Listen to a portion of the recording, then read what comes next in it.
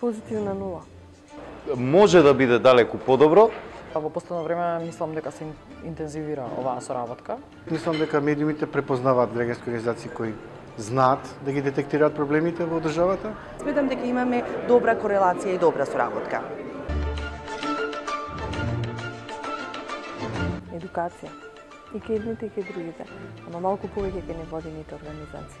Медиумите да направат е да покажат малце повеќе слух во однос на човековите права, додека граѓанските организации она што треба да го направат е постојано да се усовршуваат во комуникацијата со медиумите и да подготвуваат такви медиумски пакети кои ќе бидат атрактивни за медиумите. Без дружени сили мислам дека нема да има голем успех на ова поле. Има некои проблеми кои се од системски аспект тешки за решавање, од законодавен и тогаш барат многу енергија и напор да се добие медиумска подршка во однос на застапување и лобирање. Граѓанскиот сектор треба да се обиде сега кога веќе монополот над комуникацијата не е во мејнстрим медиумите, значи постојат и други канали на информирање на граѓаните, освен мејнстрим медиумите, да ги искористи тие можности.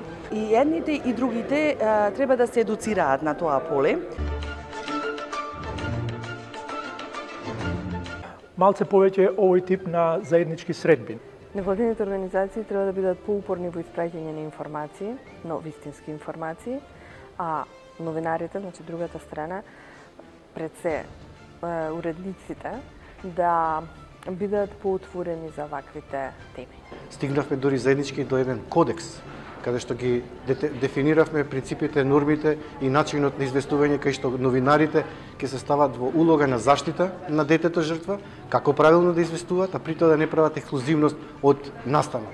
Медиумите да разберат дека публиката не се чувствува представена во тоа што се нарекува медиумска агента.